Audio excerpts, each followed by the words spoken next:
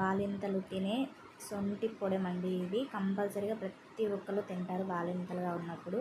అది ఎలా ప్రిపేర్ చేయాలో ఆలస్యం చేయకుండా నేర్చేసుకుందాం, వచ్చేసేయండి.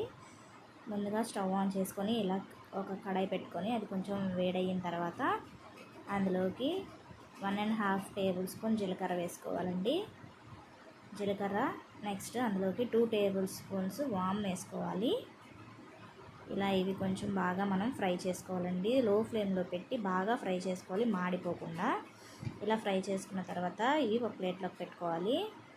నెక్స్ట్ మళ్ళీ అదే కళాయిలోకి మనం మిరియాలు వేసుకోవాలండి. 1/2 టేబుల్ స్పూన్ మిరియాలు వేసుకొని బాగా ఫ్రై చేసుకోవాలి.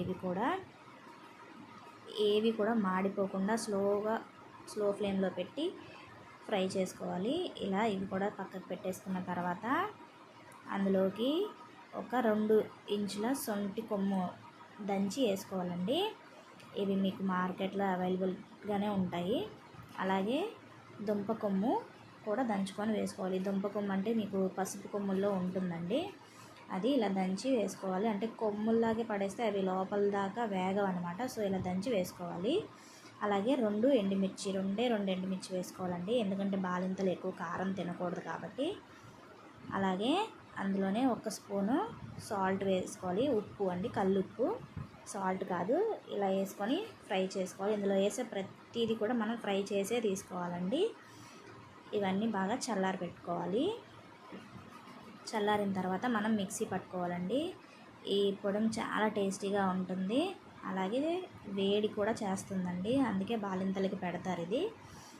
సో మీలో ఎంతమంది బాలింతలుగా ఉన్నప్పుడు ఈ పొడిని తిన్నారో నాకు కామెంట్ సెక్షన్లో కామెంట్ చేయండి. మీరు ఎలా చేసుకుంటారో కూడా నాకు కామెంట్ సెక్షన్లో కామెంట్ చేయండి. ఇలా బాగా మనం మిక్సీ పట్టుకున్న తర్వాత దీన్ని ఇలా జల్లించుకోవాలండి. చూసారా, కిందన మెత్తగా పొడిలాగా వచ్చేస్తుంది. ఈ మిగిలిన దాన్ని మళ్ళీ మనం రెండోసారి మిక్సీ పట్టుకోవాలండి.